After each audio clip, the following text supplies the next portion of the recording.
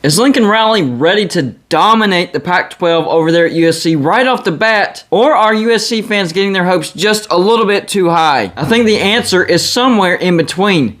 Let's go.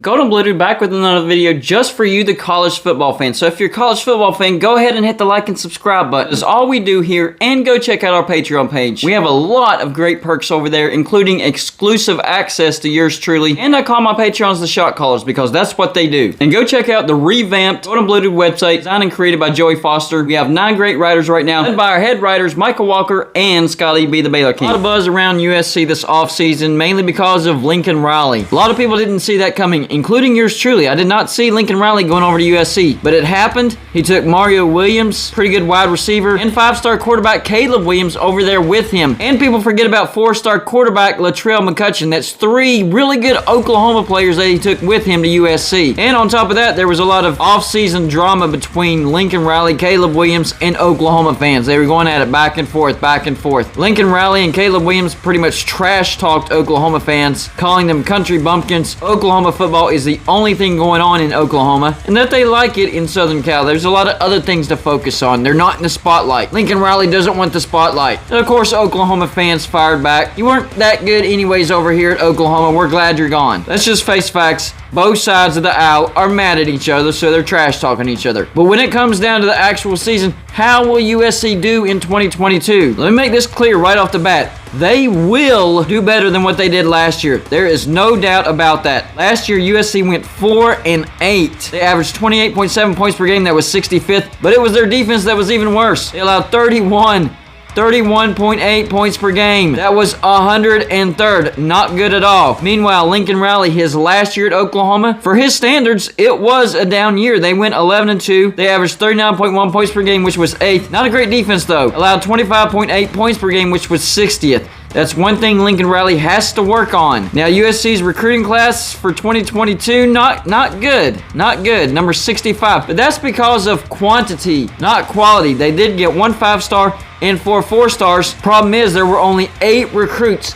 8 recruits in the 2022 recruiting class. But what Lincoln Riley did do was go out and get immediate help in the transfer portal. They finished number 1, 5-star quarterback Caleb Williams from Oklahoma. Last year, 136 for 211. That was 64.5%, threw for 1,912 yards, 21 touchdowns, 4 interceptions. Dual threat quarterback and a pretty good one. 79 carries for 442 yards, 5.6 yards to carry, and 6 touchdowns. He also brought the 4-star wide receiver Mario Williams from Oklahoma. Last year, 35 receptions for 380 yards and 4 touchdowns. And the 4-star cornerback from Oklahoma, Latrell McCutcheon, 9 tackles, 2 forced fumbles, and 1 pass deflection. But on top of that, he went out and got 4-star running back Travis Dye from Oregon, 211 carries for 1,271 yards, 6 yards a carry, and 16 touchdowns. USC might have a great running game this year. To help with the defense, 4-star linebacker Eric Gentry from Arizona State, 45 tackles, 5 for loss, 1 sack, and 2 pass deflections. And then more recently, the 5-star wide receiver Jordan Addison from Pitt. I love it. Last year, the Biletnikoff Award winner, meaning the best wide receiver in the nation. Last year, he had 100 receptions for 1,593 yards and 17 touchdowns.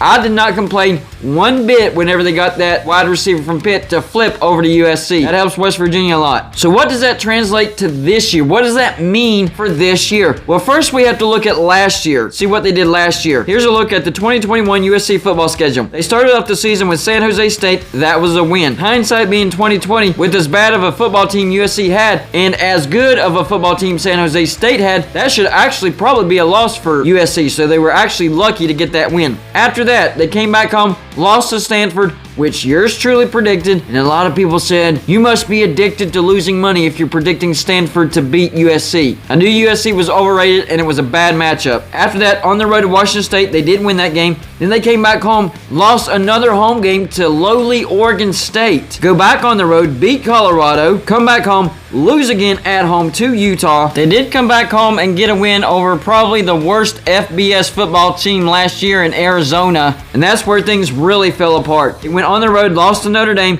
stayed on the road, lost to Arizona State, came back home to UCLA, lost that game, stayed home to BYU, lost that game, and finally a road finale at Cal, lost that game. So they ended the season on a 5-game losing streak and losing 6 out of their last 7 games. That is not how you want to end the season. Clay Helton was actually fired before this horrendous ending to the season. That's how bad things were going for USC last year. A historically bad season for USC. How does that translate over to 2022? Well, with all the help that they got and looking at how bad they were last year, you can't rule that out. We all know that USC's offense is going to be much better, but look how bad that defense was. 103rd. Good news for USC fans. Lincoln Riley is used to having success with average to below average defenses, and I think that's what USC will have this year. Probably a below average defense. I'm not going to say it's going to be as bad as what it was last year, but it's going to be below average. Don't kid yourself, USC fans. However, his offensive schemes and explosiveness makes up for that. So let's look at the 2022 USC football schedule and see how that translates from last year. In order to determine if the team that you're talking about is going to have a better record than what they did last year, you have to know a little something about the other teams that they're going to play as well. So here's USC's 2022 schedule. Rice,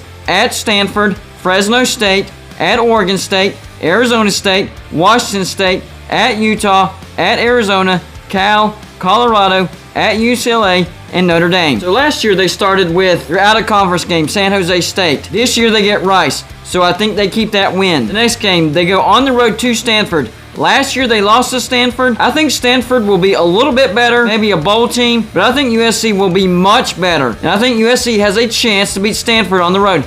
This is a 50-50 football game, but I'm leaning towards USC. Next game, Fresno State. This is their second out-of-conference game.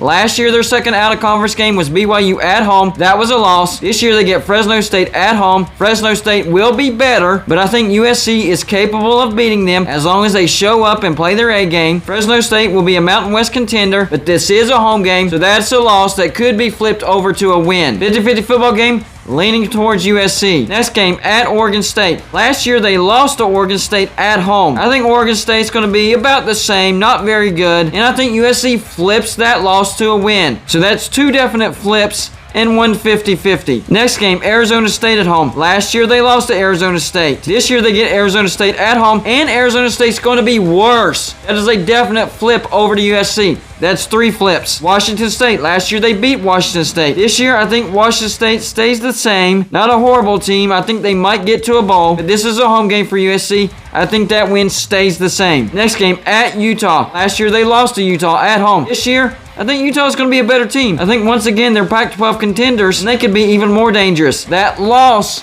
stays the same. Next game, at Arizona. Last year, they beat a horrific Arizona team. This year, they go on the road. Arizona will be better, but still not good. That win stays the same. Next game, they get Cal at home. Last year, they finished the season with a road loss to Cal. This year, Cal might be a little bit better, maybe a bowl team, but this is at home. USC will have no problems with Cal. That's 4 losses you flipped so far. Next game, Colorado at home. Last year, you beat Colorado on the road. This year, Colorado will be a little bit better, but I don't think USC has any troubles with Colorado. That win stays the same. So all 4 of your wins stay the same. You don't lose any of those. And you flipped 4 losses so far. Next game, at UCLA. I think UCLA will be better this year. I think UCLA is a Pac-12 contender this year. Last year, USC lost to UCLA. This year, unfortunately, I think you lose again to UCLA. So that loss stays the same. And finally, Notre Dame at home. I think Notre Dame's going to be slightly worse than what they were last year. Slight step back. I think USC flips that loss over to a win. So that's 5 losses for sure that I have USC flipping over to a win. Then a 50-50 at Stanford. Stanford's always given USC some trouble, but I think I'm going to give that to USC. So that's a 10-win season for USC. Keeping all 4 of your wins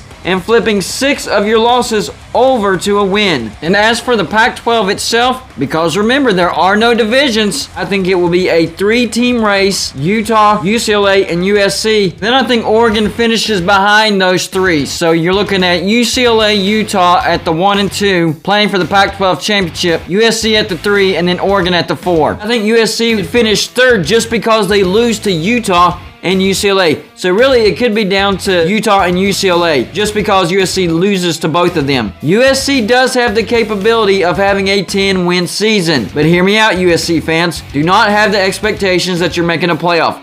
Do not have the expectations the game between you and Notre Dame will be for a playoff spot. That's not what's happening this year. What is happening this year is a major step forward, a 10-win season. And y'all know me, at first I was saying, probably 8-4. But the more I dove into it, the more I saw how many teams USC lost to last year that they flat out shouldn't have lost to. I don't think that happens this year with the explosive offense that Lincoln Riley is bringing in. So yes, I think USC is more than capable of having a 10-win season in the very first year of Lincoln Riley. But that's where it stops, USC fans. You're not getting to the playoffs this year, and I definitely don't think you're going to win the Pac-12. I think that's between Utah and UCLA, and I think you'll lose to both of them. But going from 4-8 to a 10-win season, you really can't complain about that. And moving forward, Lincoln Riley will be building something at USC. USC will be Pac-12 contenders, and people will be speaking the name of USC and Lincoln Riley when it comes to the Pac-12 title race from here on out. I don't think Lincoln Riley is going to be a big-time flop for USC. I think he's going to have a lot of success in the Pac-12. I think the competition is a little bit lower than what he had in the Big 12, and he still had great success at Oklahoma. Hey, Oklahoma fans, as much as you hate the guy right now, he had a lot of success at Oklahoma. You cannot deny that. So yes, I think Lincoln Riley will have tremendous success in USC, but just not a playoff run in his first year. Not going to happen, USC fans. Y'all let me know in the comments section what you agree with me on and what you disagree with me on when it comes to USC in 2022. That's all I got for you for this show. Like and subscribe if you haven't already, and I'll see you on my next show.